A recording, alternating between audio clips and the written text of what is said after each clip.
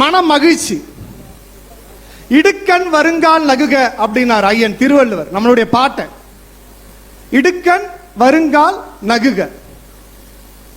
நான் கல்லூரி படிக்கக்கூடிய காலகட்டத்திலே இன்னைக்கு கூட நிறைய பேருக்கு தெரிஞ்சிருக்கும். சென்னையில் இருக்கக்கூடிய பார்க்கில் நான் கல்லூரி படிக்கும்போது அந்த பார்க்கில் போய் பார்ப்பேன்.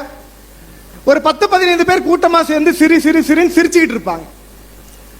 அவர்களை பார்க்கும்போது எனக்கு ரொம்ப வேடிக்கையா இருந்தது. அந்த காலத்துல என்ன இவங்க பாட்டு தனியா பைத்தியக்காரங்க மாதிரி சிரிச்சுக்கிட்டு இருக்காங்க, இதனால என்ன பெரிய மருத்துவ பலன் நமக்கு கிடைச்சிட போகுது அப்படின்ற யோசனைகள் எல்லாமே நிறைய பேருக்கு இருக்கும். ஆனால் உண்மையிலேயே அதை சார்ந்த அறிவியல் ஆராய்ச்சிகள் பல்வேறு தகவல்களை நமக்கு கொடுக்குது. நம்ம ஐயன் பாட்ட இடுக்கண் வருங்கால் நகுக, துன்பம் வரும் வேளையில சிரிக்கணும், நோய் இருக்கக்கூடிய வேளையில சிரிக்கணும். யாரா சிரிச்சா ஏத்துக்குவோமா? சிரிச்சா ஏத்துக்குவோமா? தானா சிரிச்சா என்ன சொல்லுவோம்? தானா சிரிச்சிட்டு இருக்கான் பாரு அவன் அப்படின்னு சிரிக்கிறவனையும் கெடுத்து விட்டுருவோம். ஆனால் ஒரு உண்மை தகவலை இந்த இடத்தில் உங்களுக்கு நான் பதிவு செய்ய விரும்புகிறேன். ஜப்பானில் இருக்கக்கூடிய டோக்கியோவிலேயே மொரினோ மையோ யூனிவர்சிட்டின்னு சொல்லக்கூடிய ஒரு பெரிய பல்கலைக்கழகம், நாம் எல்லாம் ஆராய்ச்சி செய்ய வேண்டிய ஒரு வாக்கியம் இடுக்கண் வருங்கால் நகுக.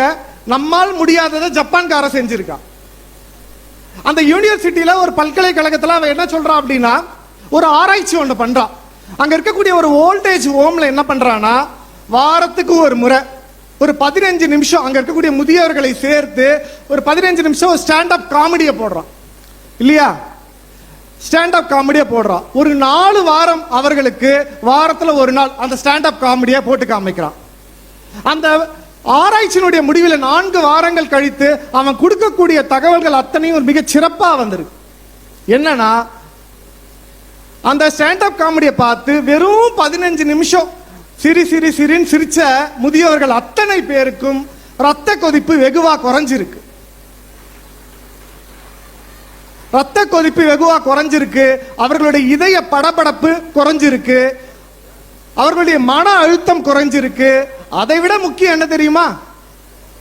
நம்ம இன்னைக்கு ஆரோக்கியமா இருக்கிறோம், நம்ம சந்தோஷமா இருக்கிறோம் அப்படின்னு நம்ம உடம்பில் சுரக்கக்கூடிய ஹார்மோன் செரோட்டோனின் சொல்லக்கூடிய அந்த ஹார்மோன் உற்பத்தி அதிகமா இருக்குங்கிறது ஒரு பெரிய தகவல். பிபியும் குறையுது, பிரஷர் எல்லாமே குறையுது, மனசுல நம்ம நல்லா இருக்கோங்கிற ஒரு சந்தோஷமும் அவங்களுக்கு கிடைச்சிருக்கு. அதை விட மகிழ்ச்சி என்ன வேணும்? இதுதான் நம்ம ஐயன் அன்னைக்கு சொல்லிட்டு போனார், இடுக்கண் வருங்கால் நகுக. நம் தமிழ் சமூகம் என்ன சொல்லிட்டு போனதை நம்ம ஆணித்தரமா புரிஞ்சுக்கணும். இந்த மன மகிழ்ச்சிங்கிறது ரொம்ப அவசியம்.